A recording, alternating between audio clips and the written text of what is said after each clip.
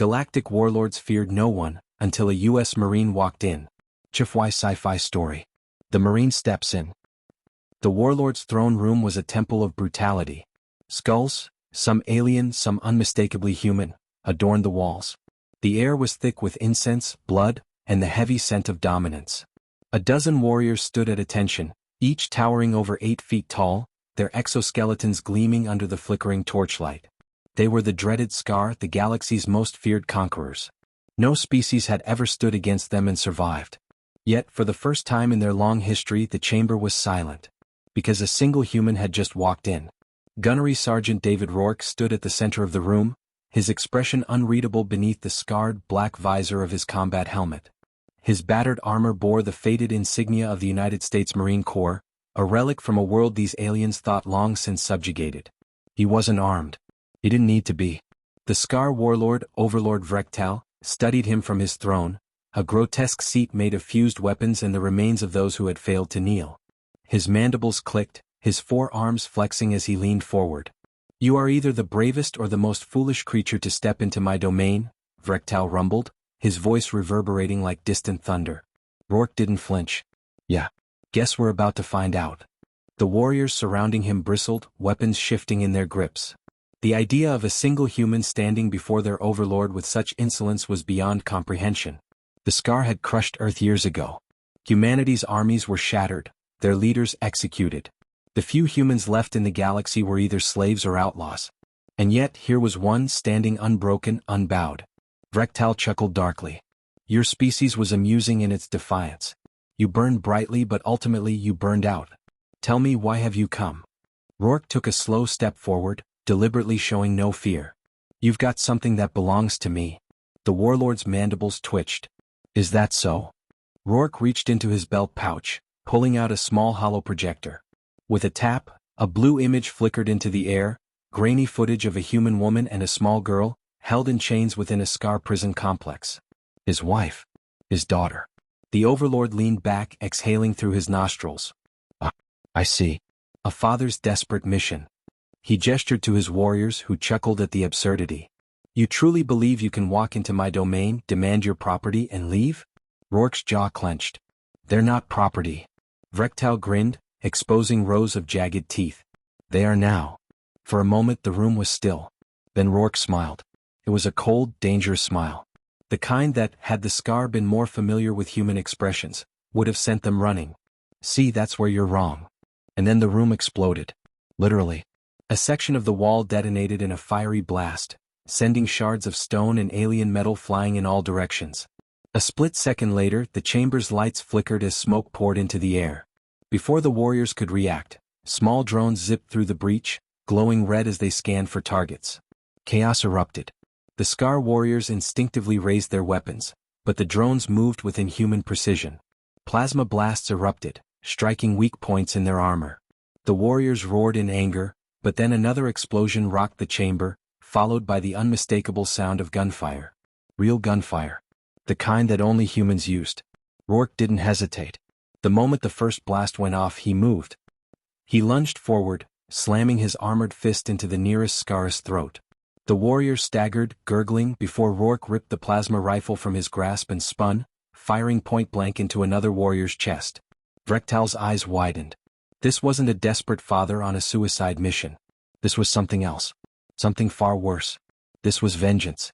Rourke's helmet comm crackled. "Package secured. We have them." A weight lifted off his chest. His wife and daughter were safe. Now it was just about sending a message. The remaining Scar warriors surged toward him, their weapons raised, but Rourke was already moving. He dove behind a shattered pillar as plasma fire scorched the air where he had stood. The drones zipped overhead, continuing their attack as another explosion rocked the chamber. The overlord rose to his feet, fury in his many eyes. "You think this will change anything human?" he bellowed. "You think your little act of defiance will?" Rourke cut him off by tossing a grenade at his feet. The overlord barely had time to react before the explosion sent him crashing into his throne. Rourke didn't waste time. He sprinted toward the exit as his HUD flashed with updates. His extraction team was inbound. He could already hear the distant roar of gunships.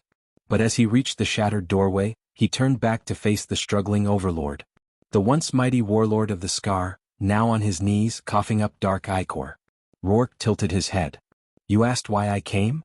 He stepped closer, lowering his voice. Because you made the mistake of thinking humans know how to lose. Vrektal coughed, glaring up at him. You cannot win. Rourke leaned down, just enough so the warlord could see the fire in his eyes through his visor. Maybe not today, he said. But we're still here. And with that he was gone. Outside the sky burned. Humanity had returned. And the Scar had finally learned fear. The spark of rebellion. The gunship's engines roared as it hovered just above the crumbling palace walls, its turbines kicking up a storm of dust and debris. Rourke sprinted toward it, plasma fire scorching the ground behind him as the remaining Scar warriors fired wildly in his direction. His armor's kinetic shielding flared with each impact, his HUD flashing red warnings, but he ignored them. He wasn't dying today.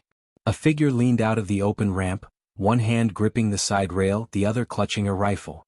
Sergeant Elena Vasquez, his second in command. Move your ass, Gunny, she shouted over the chaos. Rourke didn't break stride. He planted his foot on the edge of a broken pillar, using it to propel himself upward.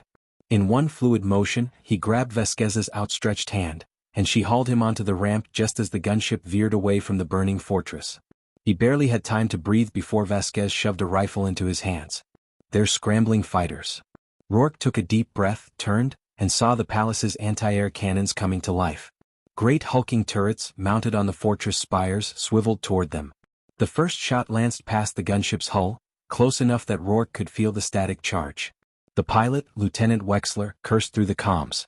Jesus. They weren't supposed to have functional batteries. Rourke braced himself against the gunship's open doorway. Then let's make them non-functional. The ramp's side turret, a heavy-caliber railgun, was still intact. He swung into the seat, grasped the controls and lined up his sights on the first turret. His HUD locked on, crosshairs blinking red. He squeezed the trigger. A streak of hyper-accelerated tungsten shattered the anti-air emplacement, detonating its power core in a burst of fire and shrapnel. The second turret swiveled toward them. Rourke didn't wait. Another burst from the railgun, another fiery explosion. Vasquez whooped. That's what I'm talking about. But Wexler wasn't celebrating. We've got incoming. 3 bogies coming in hot. Rourke craned his neck, spotting the Scar fighters streaking toward them. Sleek, insectoid craft armed with plasma cannons that burned bright in the night sky. The first shot zipped past them. The second came even closer. The third hit. The gunship bucked violently, alarms shrieking as flames erupted from the left thruster.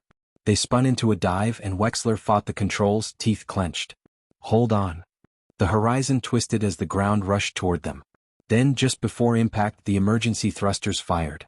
The gunship leveled out, barely, but they were still descending too fast. Brace. They hit hard. The gunship skidded across the rocky landscape, tearing through dirt and metal debris before finally slamming into an outcrop. The impact knocked Rourke forward, nearly throwing him from the ramp. His helmet smacked against the railgun's console, his vision swimming. Silence. Then a groan. Vasquez pushed herself upright. Everyone still breathing? Rourke exhaled. More or less. The cockpit was wrecked, but Wexler was still alive. He groaned from his seat, one hand pressed to a gash on his forehead. Well, that sucked. Rourke unbuckled himself, grabbing his rifle. No time to cry about it. Those fighters are coming back to finish the job. As if on cue, the distant whine of engines filled the air. The Scar wouldn't let them walk away from this crash.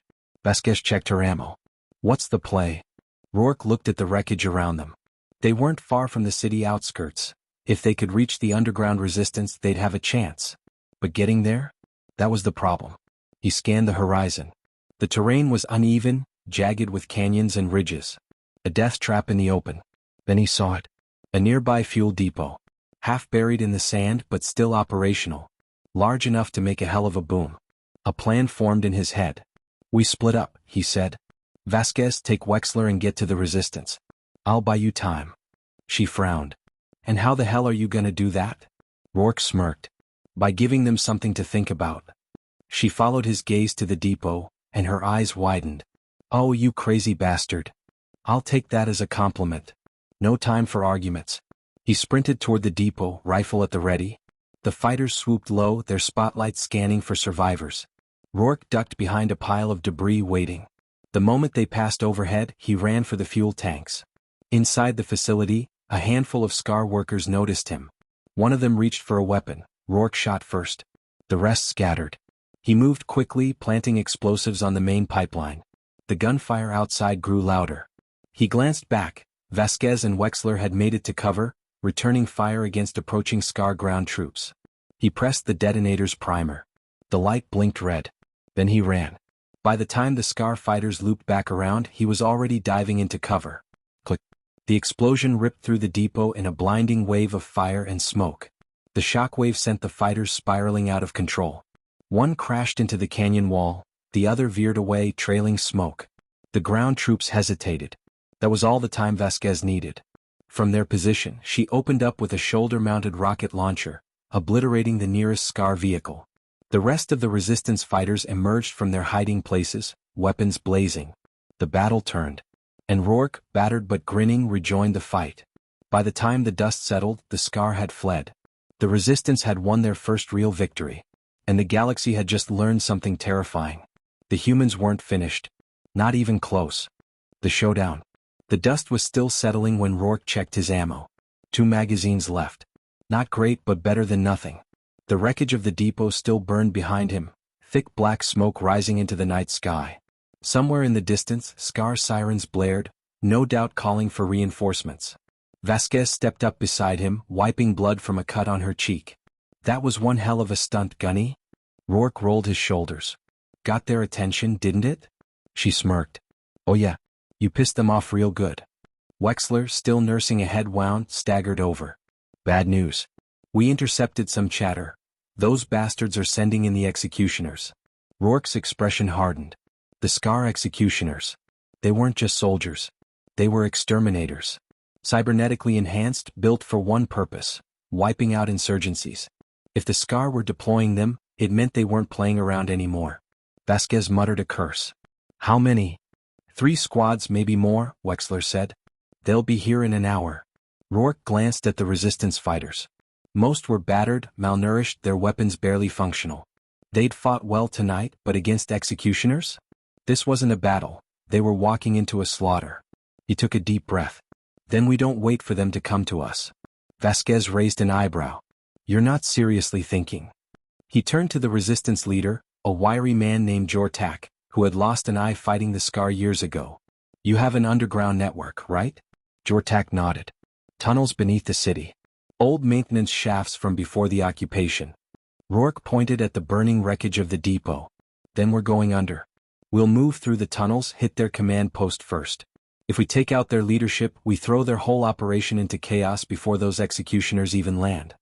Jortak hesitated. That's suicide. No, Rourke said. Sitting here and waiting to die is suicide. We take the fight to them, we have a chance. Vasquez grinned. You had me at hit their command post. The decision was made. They moved quickly. The tunnels were cramped, barely wide enough for them to walk 2 at a time. The air was thick with the scent of damp earth and rusted metal. Rourke led the way, Vasquez at his side, their rifles raised. The resistance fighters followed, whispering among themselves, their nerves raw. After 20 minutes, they reached a rusted-out service hatch. Jortak motioned for silence, then carefully pushed it open. Above them was a dimly lit alleyway, just a few blocks from the Scar command post. Rourke peered around the corner. The outpost was a fortress, high walls, automated turrets, and at least 24 guards patrolling the perimeter. But the real problem wasn't the defenses. It was the commander.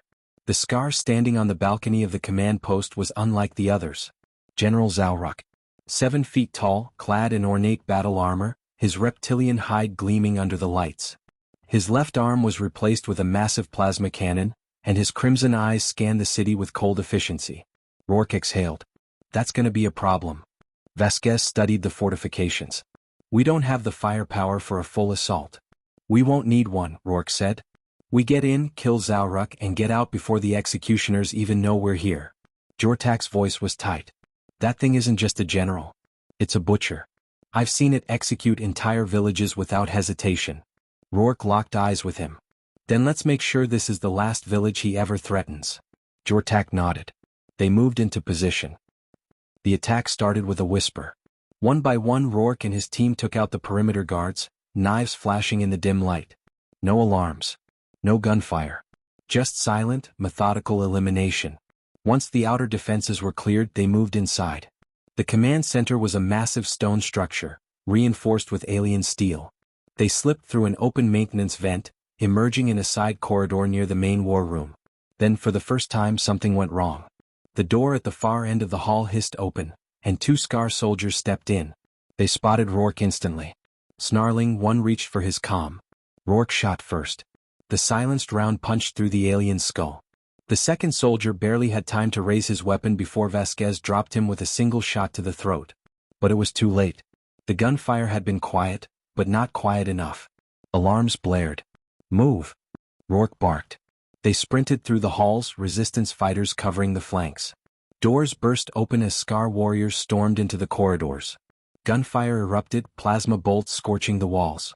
Rourke shoved forward, cutting through enemy after enemy. His rifle clicked empty. He switched to his sidearm, taking down another warrior before slamming a fresh mag into his rifle. Then they reached the war room. Zauruk was waiting for them. The general turned slowly, regarding the human intruders with something between amusement and contempt. "So," Zauruk rumbled, "the insects think they can bite the hand that crushes them." Rourke raised his rifle. "We don't bite. We tear throats." Zauruk chuckled. "Brave words." Then he moved. Faster than something that big should be able to. His plasma cannon fired. Rourke barely dodged as the blast turned the wall behind him into molten slag. He rolled, coming up with his rifle, firing shot after shot. The rounds pinged off Zauruk's armor, barely scratching the surface. "Armor's too thick," Vasquez shouted. Jortak fired a rocket. The explosion staggered the general, but when the smoke cleared, he was still standing. Zauruk laughed. "Pathetic." Then he swung. His massive arm slammed into one of the resistance fighters, sending him crashing into the wall, bones shattering on impact. Rourke's mind raced. Bullets weren't working. Rockets weren't working. They needed leverage. He spotted the exposed power core behind the general, pulsing energy conduits running along the ceiling. An idea formed. "Vasquez, cover me." He sprinted toward the wall, grabbing a fallen plasma rifle from a dead Scar. He flipped it over, found the energy pack, ripped it out. A makeshift explosive. Zauruk turned toward him. "Die, human." He fired, but Rourke threw the energy pack first. The shot hit the pack mid-air. Boom. A surge of energy cascaded across the conduits. The power core overloaded, sending a chain reaction through the structure. The entire war room shook as energy arcs lashed out. Zauruk stumbled. His armor, linked to the power grid, shorted out. Rourke didn't hesitate. He charged. With a roar, he leapt onto the stunned general's back, grabbed the exposed cables and ripped them free. Electricity surged through Zauruk's body. The general convulsed. His eyes flickered, then his massive form collapsed. Silence. Vasquez exhaled. "Holy shit." Jortak stepped forward, staring at the fallen general. You killed him." Rourke wiped blood from his face. "Yeah." He turned to the resistance fighters. "And now the Scar have no leader." For the first time in years, Jortak smiled. The uprising had begun. The command center was in ruins. Smoke curled from the sparking remains of Zauruk's body, his massive form still twitching from the power surge. The once pristine war room was nothing but a shattered husk, walls scorched, debris littering the floor. Rourke took a deep breath, feeling the weight of the moment press down on him. The resistance fighters around him stood in stunned silence, their eyes flicking between the fallen general and the human who had just killed the Scar's greatest warlord. Jortak was the first to move. He knelt beside Zauruk's body, touching the scorched armor as if to make sure it was real. Then slowly he stood. His expression hardened. "It's done." His voice was barely above a whisper. Then louder, "It's done." A murmur spread through the room. Then a roar. The resistance fighters raised their weapons, voices rising in victory. Some pounded their fists against the walls, others embraced, overwhelmed by the sheer impossibility of what had just happened. For the first time in years they had won. But Rourke wasn't celebrating. Not yet. He turned to Vasquez. "The executioners are still coming." That quieted the room. Jortak's face fell. "You're right. Zauruk may be dead, but the Scar won't let this stand. If the executioners land and take control, they'll crush the uprising before it even starts." "Then we make sure they don't land," Vasquez said. Rourke nodded. "The Scar fleet is still in orbit, right?" Wexler, who had been tapping furiously at a captured Scar console, grinned. "And guess what? Without Zalruk's command codes, they're panicking.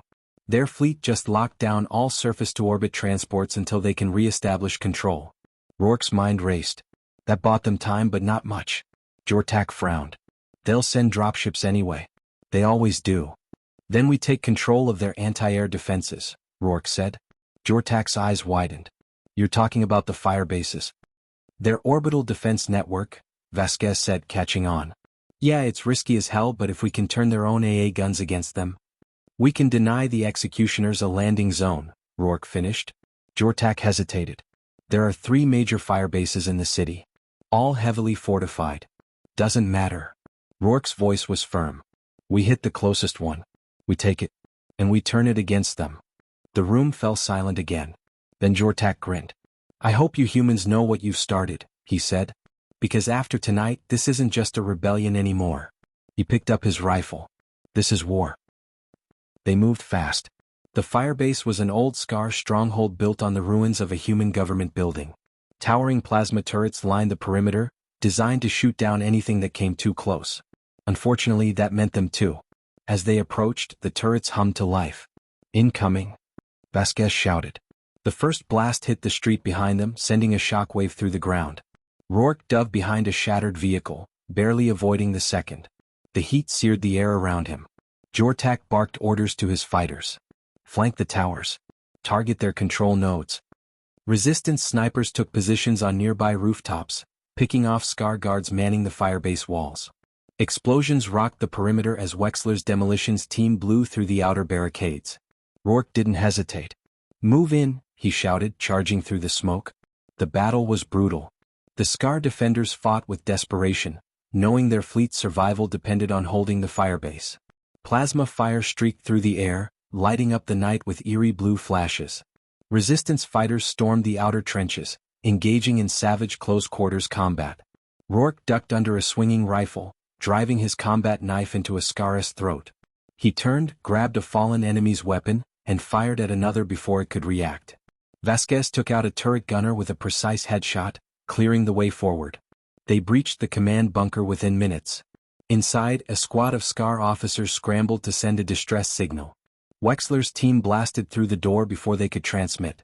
One of the Scar snarled, raising his weapon. Rourke shot him mid-sentence. Silence. They had control. Jortak rushed to the main console, his fingers flying over the controls. I'm overriding the targeting parameters now. Rourke turned to Wexler. Can you reroute the turrets manually? Wexler grinned.